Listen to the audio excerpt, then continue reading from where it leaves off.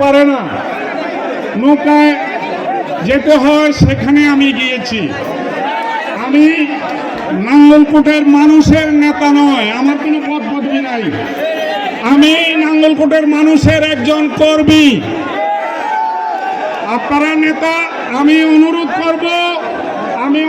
করব সবাই সুশৃঙ্খলভাবে আপনারা দাঁড়িয়ে পড়ুন। আপনারা মিছিল করবেন না। মাননীয় মহাসচিব, আপনি হতো ইনশাআল্লাহ আমাদের নেতৃবৃন্দের বক্তব্য আপনারা শুনবেন।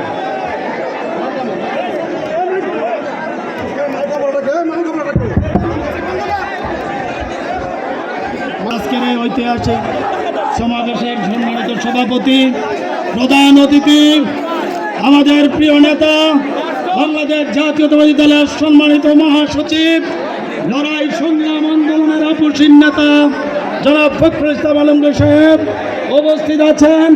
কেন্দ্রীয় বিভিন্ন নেতৃবৃন্দ, আমার প্রাণপ্রিয় ভাইয়েরা আমার, আমরা এই নাঙ্গলকোটের অনেক ঐতিহাসিক আন্দোলন লড়াই সংগ্রামের সাথে জড়িত ছিলাম। প্রিয় ভাইয়ের আমার, তাই এই নাঙ্গলকোটের মানুষ আন্দোলনকারী মানুষ, আপনারা সংগ্রামী মানুষ। আগামী দিনে এই বাংলাদেশে গণতন্ত্র প্রতিষ্ঠার আন্দোলনে সবাই রাজপথে থাকবেন, এই আহ্বান রেখে আমি আমার বক্তব্য শেষ করছি। খুদা হাফেজ। বাংলাদেশ।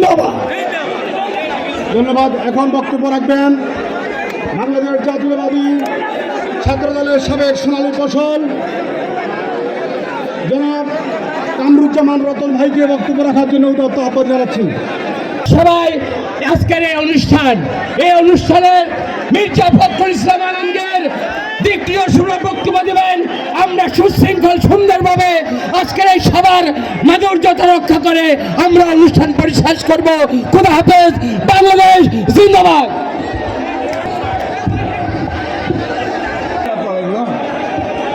আপনারা মিটিংয়ের সৌন্দর্য রাখেন, ডিসিপ্লিন রাখেন।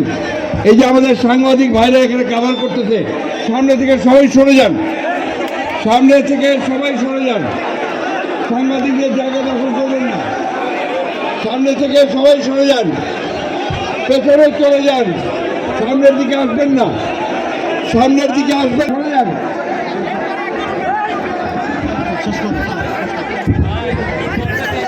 হিসাবে আমরা প্রতিটি নেতা কর্মী বনবাসী মানুষের পাশে এসে দাঁড়িয়েছি এবং আজকে আপনাদের নাঙ্গলকোটের মতো জায়গায় এসে উপস্থিত হয়েছেন আমাদের নেতা জননেতা জনাব মির্জা ফখরুল ইসলাম আলমগীর, এবং ওনাকে আজকে এখানে আনার জন্য যিনি উদ্যোগ নিয়েছেন আমরা তার কাছে কৃতজ্ঞতা জানাই। উনি হলেন বীর মুক্তিযোদ্ধা, বাংলাদেশ জাতীয়তাবাদী দলের চেয়ারপারসনের অন্যতম উপদেষ্টা, সাবেক হুইপ, সাবেক সংসদ সদস্য, জননেতা জনাব মনিরুল ইসলাম চৌধুরী, মনিরুল হক চৌধুরী সাহেব। সুতরাং এখানে যারা আপনারা উপস্থিত হয়েছেন, আমাদের যে ছাত্র জনতার যে বিজয়, সেই বিজয়ের বিরুদ্ধে চক্রান্ত হচ্ছে। বাংলাদেশে আগামীতে একটি নির্বাচন হবে অন্তর্বর্তীকালীন সরকারের অধীনে। সেই নির্বাচনে প্রধানমন্ত্রী হবেন আমাদের নেত্রী, আমাদের মা বেগম খালেদা জিয়া। প্রধানমন্ত্রী হবেন, রাষ্ট্রপতি এই যারা আমাদের নেতা উনি নির্দেশনা দেবেন। আমি আমার বক্তব্য না বাড়িয়ে আমি এখানে শেষ করছি। আল্লাহ হাফেজ। বাংলাদেশ জিন্দাবাদ। সংগ্রামী বন্ধুগণ, এখন বক্তব্য রাখার জন্য উদাত্ত আহ্বান জানাচ্ছি বীর মুক্তিযোদ্ধা, বারবারের নির্বাচিত সংসদ সদস্য, বিএনপি চেয়ারপারসনের অন্যতম উপদেষ্টা জননেতা মনিরুল হক চৌধুরীকে বক্তব্য রাখার জন্য অনুরোধ জানাচ্ছি। মাননীয় মহাসচিব,